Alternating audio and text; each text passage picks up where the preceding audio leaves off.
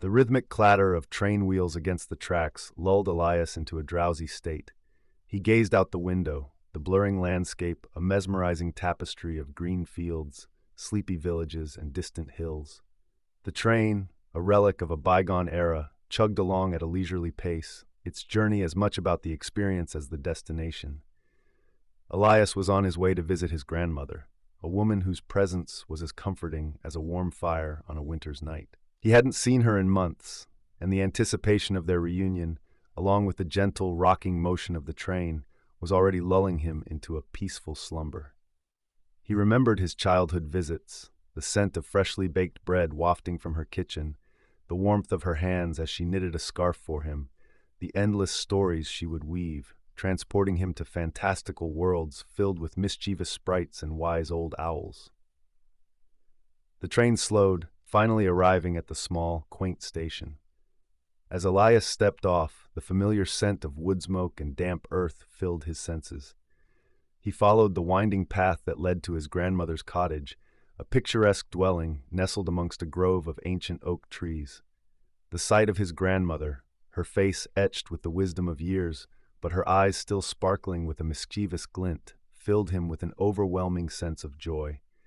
She embraced him warmly, her hug a comforting cocoon of love and familiarity. "Welcome home, my dear," she whispered, her voice a soft melody. Inside the cottage, time seemed to slow down. The air was thick with the aroma of herbs and spices, a comforting blend of thyme, rosemary, and cinnamon. His grandmother, a skilled herbalist, tended to her garden, her hands gnarled but nimble as she plucked a sprig of mint and sniffed it appreciatively. In the evenings they would sit by the crackling fire, sharing stories and sipping on warm herbal tea. His grandmother would regale him with tales of her youth, of bustling marketplaces, of mischievous fairies who danced in the moonlight, of a handsome young man who had swept her off her feet. Elias, captivated by her words, would listen intently, his imagination soaring as she painted vivid pictures with her words. He felt a deep sense of peace, a feeling of being enveloped in a warm, loving embrace. One evening, as they sat by the fire, his grandmother reached for a small, intricately carved wooden box. "This," she said, her voice hushed, "is a treasure I've kept for many years." She opened the box, revealing a collection of dried herbs, each one carefully wrapped in a small piece of linen. "These," she explained, "are dream herbs. They have the power to induce the most vivid and peaceful dreams." She carefully selected a few sprigs of lavender and chamomile, crushing them gently in her palm. "Place these under your pillow tonight," she instructed, "and let them guide you to a realm of sweet dreams." Elias, intrigued, followed her instructions. As he drifted off to sleep, the scent of lavender and chamomile filled his senses, a soothing balm for his weary mind. He dreamt of fields of wildflowers swaying gently in the breeze, of crystal-clear streams flowing through emerald forests, of a sky ablaze with 1,000 stars. His dreams were vivid and enchanting, filled with fantastical creatures and wondrous landscapes. He flew on the back of a majestic eagle, explored hidden grottos filled with sparkling gems, and danced with the moonbeams in a moonlit meadow. When he awoke, he felt refreshed and rejuvenated, as if he had truly visited another world. He spent the rest of his visit basking in the warmth of his grandmother's love, enjoying her delicious cooking and listening to her enchanting stories. As the time for his departure drew near, a sadness settled over him. He knew that these moments, these precious moments with his grandmother, were fleeting. On the day of his departure, his grandmother presented him with a small pouch filled with dried lavender and chamomile. "Take these with you," she said, her eyes filled with a gentle sadness. "They will remind you of home, and perhaps they will guide you to sweet dreams wherever you may roam." Elias, his heart heavy, thanked her and promised to cherish the gift. He boarded the train, the scent of lavender and chamomile a comforting presence beside him. As the train pulled away from the station, he looked back at the cottage, a small, insignificant speck against the vastness of the landscape. But in his heart, he knew that his grandmother's love, like the scent of the dream herbs, would always be with him, a constant source of comfort and guidance. The rhythmic clatter of the train wheels against the tracks lulled him into a drowsy state once more. He closed his eyes, the scent of lavender and chamomile filling his senses, and allowed himself to drift off to sleep, dreaming of the enchanting world his grandmother had awakened within him. He dreamt of fields of wildflowers swaying gently in the breeze, of crystal-clear streams flowing through emerald forests, of a sky ablaze with 1,000 stars. He flew on the back of a majestic eagle, explored hidden grottos filled with sparkling gems, and danced with the moonbeams in a moonlit meadow. His dreams were vivid and enchanting, filled with fantastical creatures and wondrous landscapes. He flew on the back of a majestic eagle, explored hidden grottos filled with sparkling gems, and danced with the moonbeams in a moonlit meadow.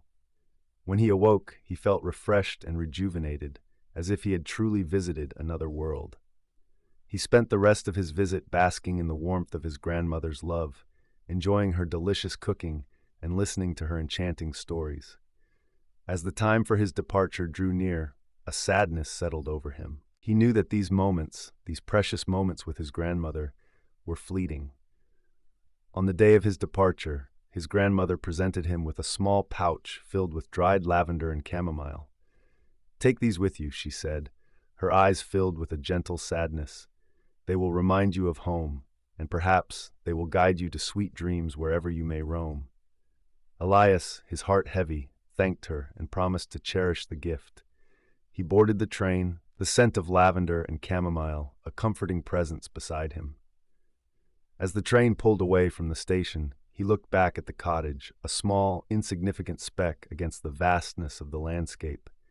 But in his heart, he knew that his grandmother's love, like the scent of the dream herbs, would always be with him, a constant source of comfort and guidance.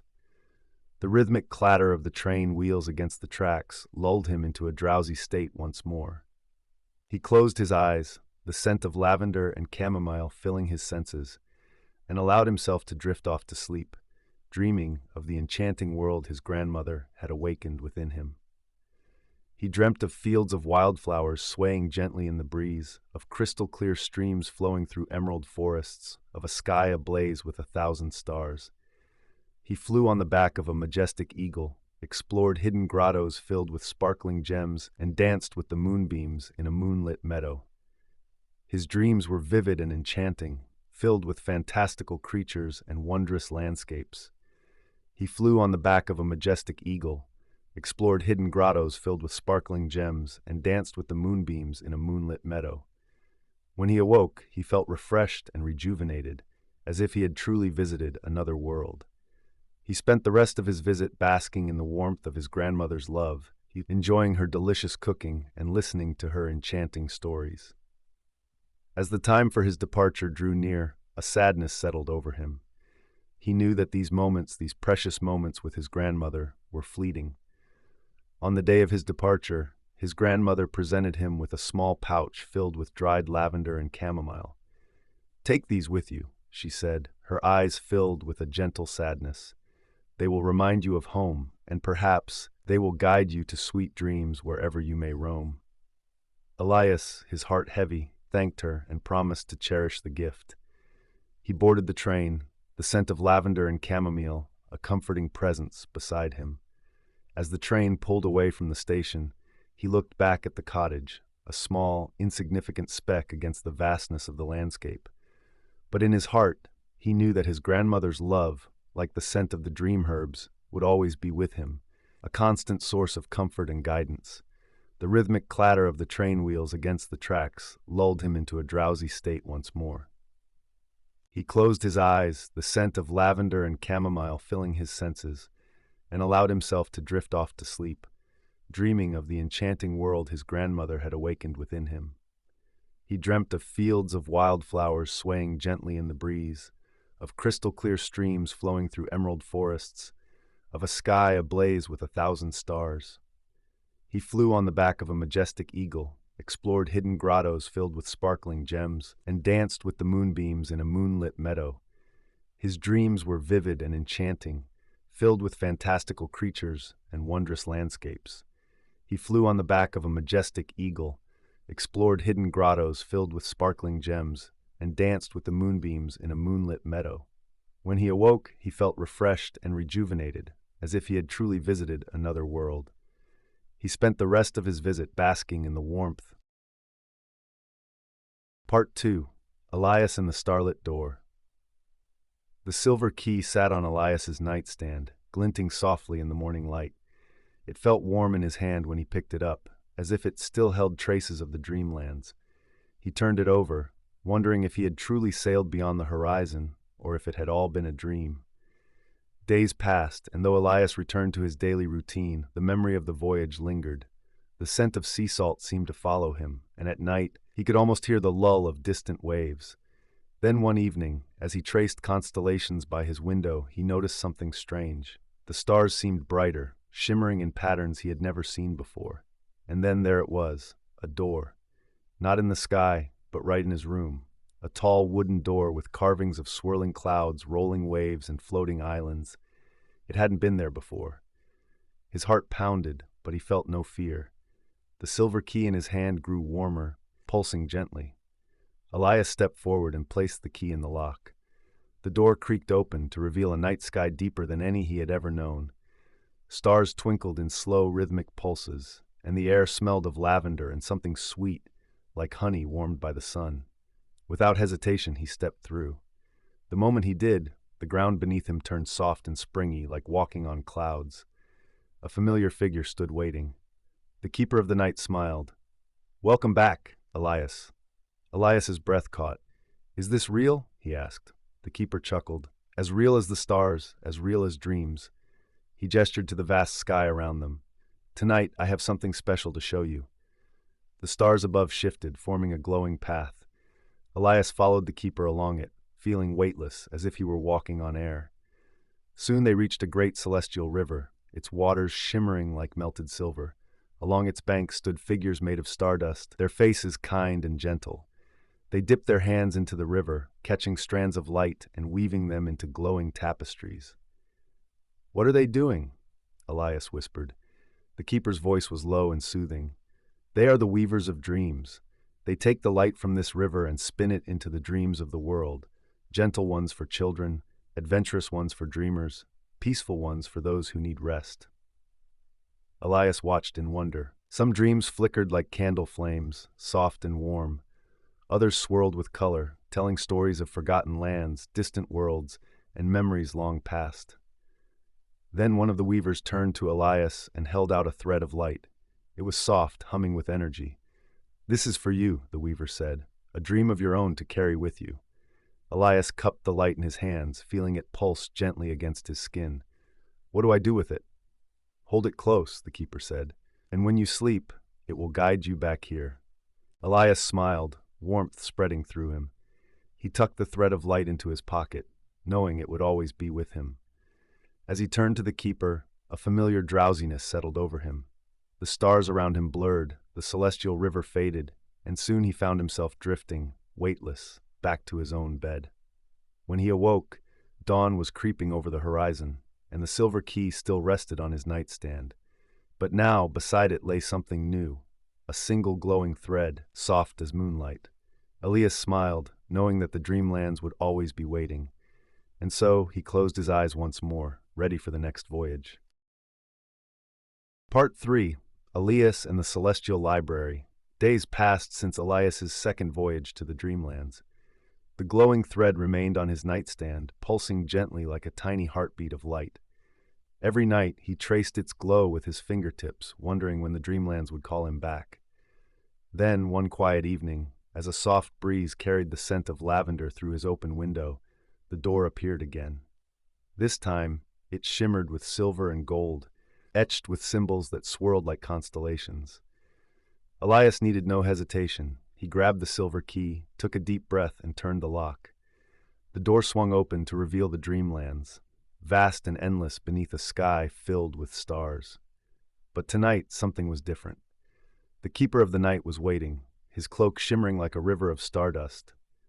But beside him stood someone new, a tall woman with dark blue robes that rippled like midnight waves. Her eyes held galaxies within them, and her voice, when she spoke, was like the hush of turning pages. "Welcome back, Elias," she said. "I am Celine, keeper of the Celestial Library." "The Celestial Library?" Elias asked, intrigued. The keeper of the night gestured behind him. Come, see for yourself. Elias turned and gasped. Before him stretched an immense library, its towering shelves reaching beyond sight, filled with books that glowed softly like captured moonlight. The walls were not walls at all, but the fabric of the night sky itself, swirling with constellations and shifting nebulas. Silver staircases wound through the air, leading to floating platforms where luminous scrolls unrolled themselves, their words shifting like liquid gold. Selene smiled. This is the Celestial Library, where every dream, every forgotten story, and every untold tale finds a home. Elias stepped inside, his fingers trailing along the nearest bookshelf. The books were warm beneath his touch, humming faintly with magic.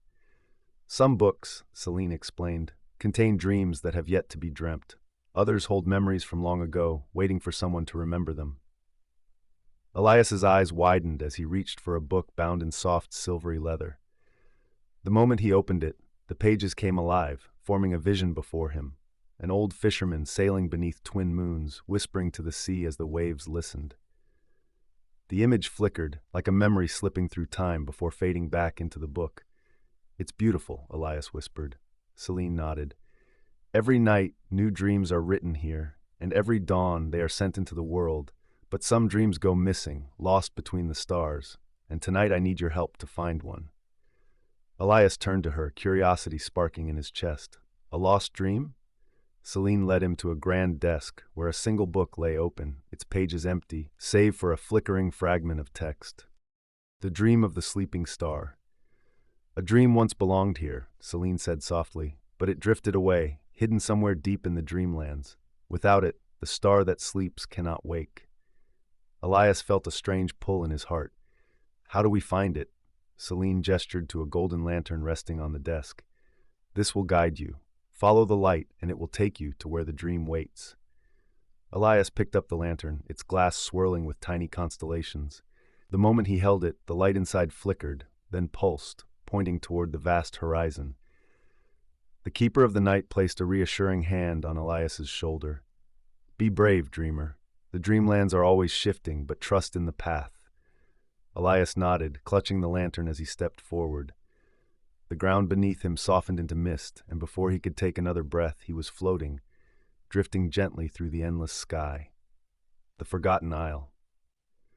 The lantern's glow led Elias past familiar sights, the Silver River, the floating gardens, the Cloud Bazaar, until he reached a place he had never seen before. A small island lay before him, shrouded in mist, its trees twisted and gnarled, their leaves shimmering like stardust. The air was quiet, heavy with a sense of waiting. Elias stepped onto the island, the soft grass cool beneath his feet. In the center of the isle stood an ancient stone archway, overgrown with ivy woven from threads of light. Beneath it lay a small, sleeping star, its glow faint, its light barely flickering. Elias knelt beside it. The lantern's glow pulsed faster, and he knew this was where the lost dream had gone. But how could he bring it back? He placed a hand over the sleeping star, feeling its quiet pulse, as if it were caught between dreaming and waking. Then, without thinking, he reached into his pocket and found the glowing thread the weaver had given him. Carefully, he laid the thread over the star. The moment it touched, the island trembled. The sky brightened. The mist lifted, revealing a sky filled with countless stars, all shining in quiet celebration. The star beneath Elias stirred, its glow strengthening, then rising, floating into the sky where it belonged. A soft voice echoed around him. Thank you, dreamer. The voyage home. As Elias stood on the island, watching the star rise higher and higher, he felt a familiar sensation, a gentle pull, as though the Dreamlands themselves were guiding him home. The ground beneath him shimmered, turning into a silver path that stretched into the sky. The lantern in his hand flickered one last time before vanishing into soft light. Elias stepped onto the path, and with each step, the Dreamlands around him began to fade. The Celestial Library, the floating gardens, the bazaar, each melted into the horizon like ink washing into water. At last, he found himself before a familiar sight, the silver door. The Keeper of the Night stood beside it, his expression calm and knowing. You did well, Elias. The sleeping star has awakened, and its light will guide new dreams into the world. Elias smiled, a warmth filling his chest. Will I come back? The keeper chuckled softly. You are a dreamer, Elias. The Dreamlands will always call you. With that, he reached for the silver key in his pocket, turned the lock, and stepped through. A new dawn. Elias awoke in his own bed, the morning light creeping gently across the room. For a moment he lay still, feeling the echoes of the Dreamlands lingering in his bones. Then, as he sat up, his gaze fell upon his nightstand. The glowing thread was still there, but now, beside it, was something new. A tiny star-shaped crystal, its surface shimmering with the same quiet light as the sleeping star he had saved.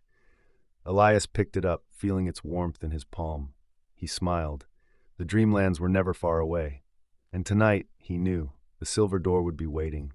And so, with a peaceful heart, Elias closed his eyes once more, ready for the next voyage. Part 4. Elias and the Song of the Starborn, the Call of the Dreamlands. It had been many nights since Elias's last journey to the Dreamlands. Though he went about his days as usual, the silver key resting on his nightstand never let him forget. The tiny star-shaped crystal, warm in his palm whenever he held it, pulsed softly, as if waiting. One evening, as the wind whispered through his open window, carrying the scent of jasmine and the hush of distant waves, the door appeared again. But this time, it was different. The carvings on the door shimmered and shifted, as if alive.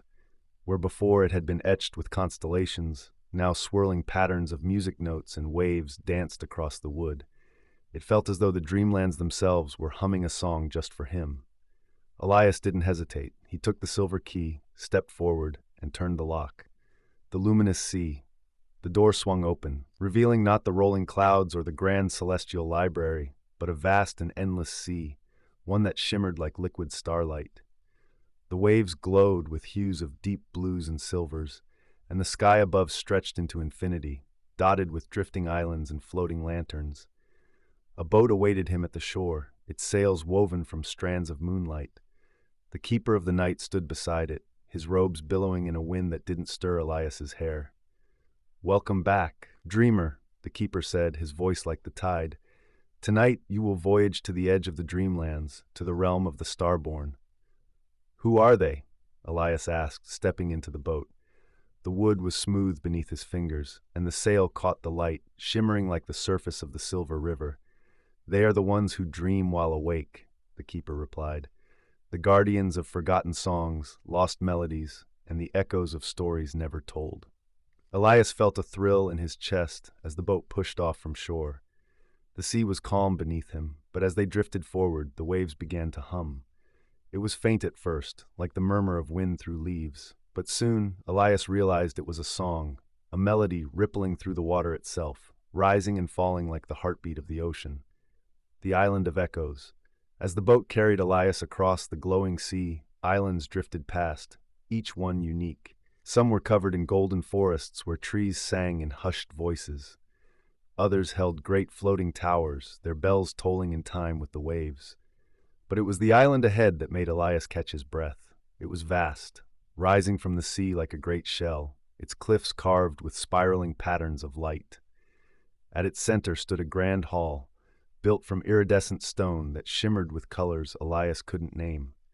The boat slowed as it reached the shore, and the keeper gestured for Elias to step onto the sands, which glowed softly beneath his feet. "This is the Island of Echoes," the keeper said. "Here, the lost songs of the Dreamlands are kept, waiting for someone to find them." Elias stepped forward, drawn to the grand hall. As he entered, the world around him shifted. The walls, tall and endless, seemed made of the night sky itself, filled with floating orbs of light, each one humming with a different tune. Celine, the keeper of the celestial library, stood within, her robes swirling with music notes that lifted from the air like fireflies. She turned and smiled. "You have come at last," she said. "A song is missing, Elias, a melody lost between the stars." Elias frowned. "A song?" Celine nodded and gestured to the largest orb in the room. Unlike the others, it flickered weakly, its glow dimming with every moment. "The song of the Starborn," she said. "It is fading. If it vanishes, so too will the voices of those who remember." Elias stepped closer. The orb pulsed, and as he reached out to touch it, a vision unfolded before him. The Starborn's lament. The vision carried Elias to a different place, a place not of sea or sky, but of infinite space. Stars stretched endlessly in every direction, their light weaving together to form a great city in the heavens. At its center stood the Starborn, a being of pure luminescence, their form shifting like a constellation taking shape. But something was wrong. A shadow loomed at the edge of the city, unraveling the threads of light. The Starborn reached out, their hands weaving strands of melody, but their song was incomplete. The notes drifted into silence, and the city dimmed. Their song is unfinished, Elias realized aloud. The vision faded, and he found himself back in the great hall, Celine watching him closely. "The final note is missing," she said, "and only you can find it." Elias's heart pounded. "Where is it?" Celine's eyes shimmered. "At the edge of the Dreamlands, where the last dreams fade into waking. The Isle of the Forgotten." The Isle of the Forgotten. Elias set sail once more, guided by the last flickering thread of the missing melody. The waters grew darker as he approached the distant isle, its shores shadowed and quiet. The air here was heavy, filled with whispers of dreams long lost.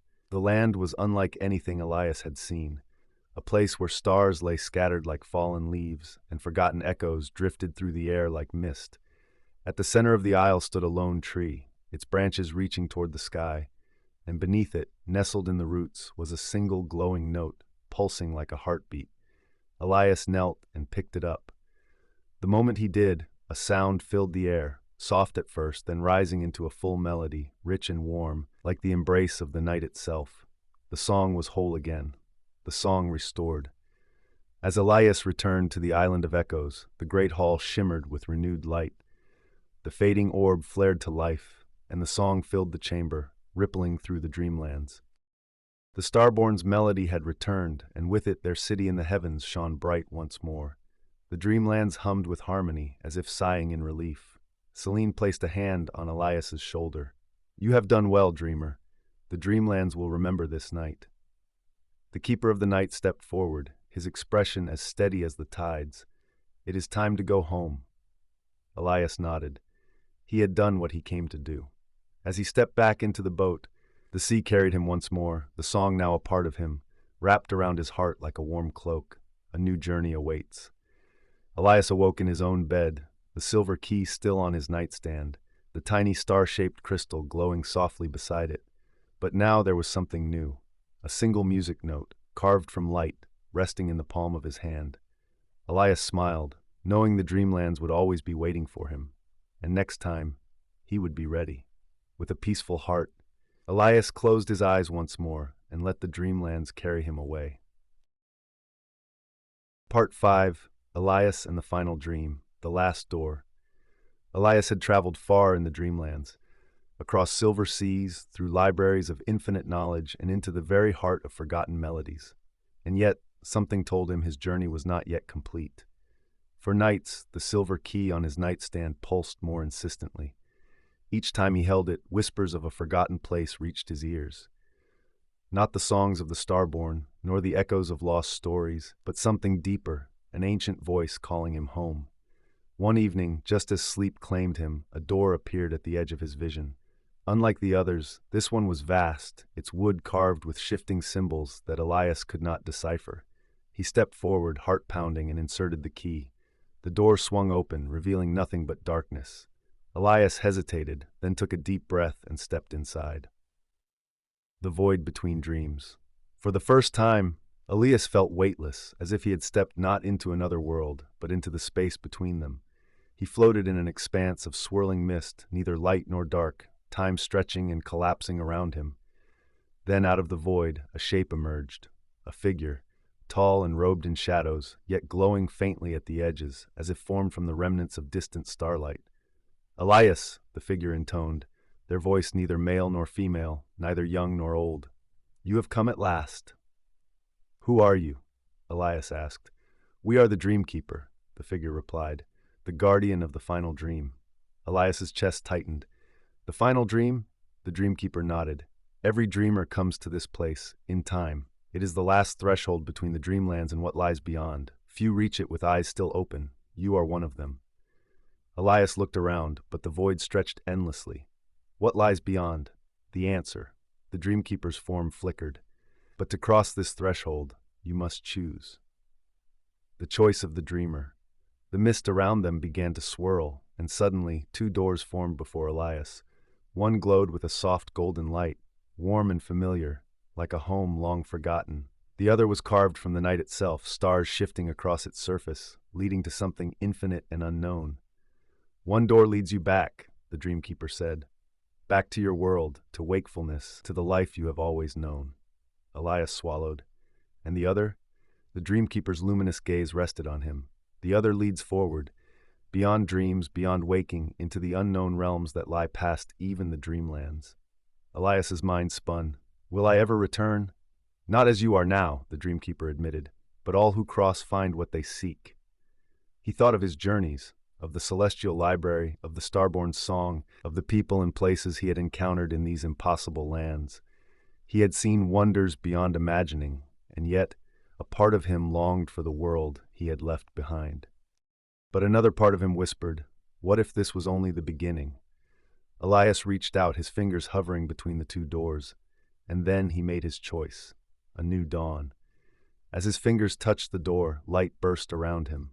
The Dreamlands trembled, as if acknowledging the weight of his decision. The dreamkeeper's form grew indistinct, their voice now a mere echo. "Go forth, dreamer. The journey never truly ends." Then silence. Elias opened his eyes. The first rays of dawn streamed through his bedroom window. The silver key lay beside him, its glow fading, but something new rested in his palm, a fragment of light, humming with quiet energy. He smiled. The Dreamlands would always be waiting, and one day he would return.